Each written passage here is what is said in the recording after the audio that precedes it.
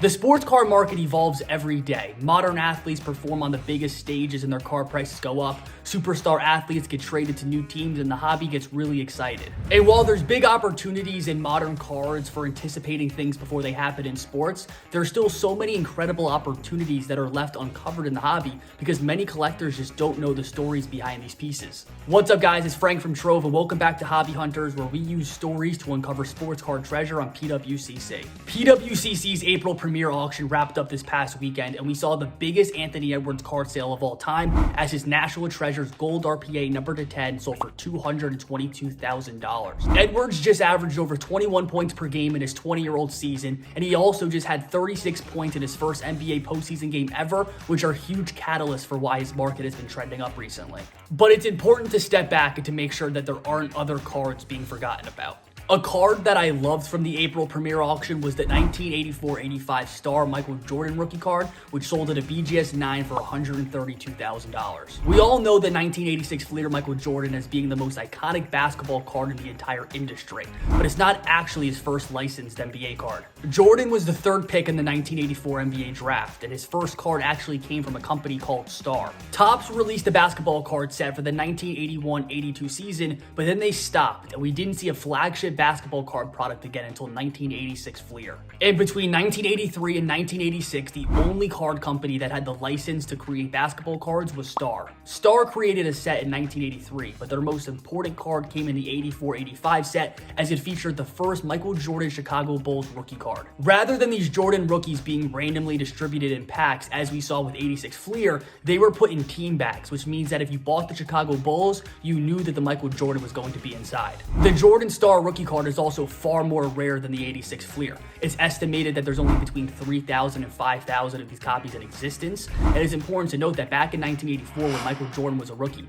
nobody anticipated that he was going to become the GOAT, and nobody anticipated that these cards were going to be worth a ton in the future. Additionally, there's been a lot of rumors about counterfeit copies of this card, which has scared some collectors away, but those stories that have been going around since the 90s have a lot more smoke than fire associated with them. In 1997, the NBA sued Star because they were caught creating basketball cards backdated to 1985 and 1986, giving the appearance that they were actually created when they still had the license. And back then, this is when those rumors were going around that Jordan Star rookies were being reproduced in the 1990s using the original equipment, and that you can't tell real cards versus counterfeit, but that story just hasn't proven to be true. With every card that's valuable and important, we're going to see people try to create fakes to make money, but it's actually ironic in this situation that there's far more fake 86 Fleer Jordan rookie cards out there than there are the Star. PSA has only graded about a dozen of these cards ever, and they currently don't.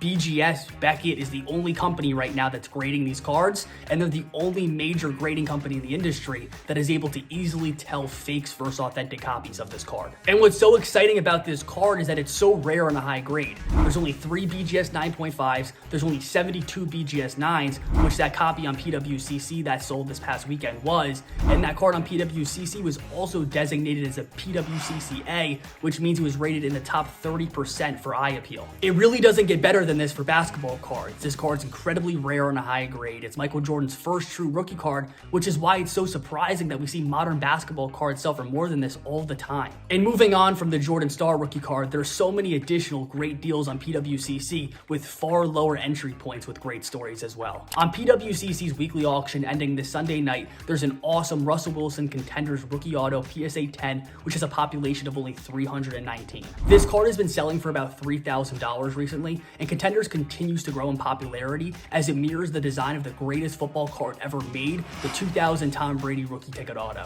Russell Wilson is about to start his new journey on the Broncos this summer, and what the hobby has told us over the last few years is that superstars going to new teams always drives up tons of hype in the hobby. And while that card's going to get a ton of attention, my favorite card ending on this Sunday's PWCC weekly auction is the 1958 Topps Jim Brown rookie card at a PSA 5.5 grade. Jim Brown is a Mount Rushmore NFL player. In 9 seasons, he was an 8-time All-Pro, 3-time MVP, and a Super Bowl champion. He led the league in rushing yards 8 out of his 9 seasons. He led the league in rushing touchdowns 5 times, and he's simply a GOAT that the hobby continues to forget about. This rookie card is from one of Topps' first sets, and 1958 Topps was actually the first year that they decided to add natural backgrounds for football cards. There's 0 PSA 10s of this card, there's only 6 PSA 9s, and if you take into account all the cards graded higher than this PSA 5.5, that only adds up to 1,753 copies. And this specific copy has been designated a PWCC, which means it's in the top 15% for eye appeal. With comps of this card only being around $3,000, given the fact that it's the rookie card for the greatest running back of all time, I think it's an awesome play.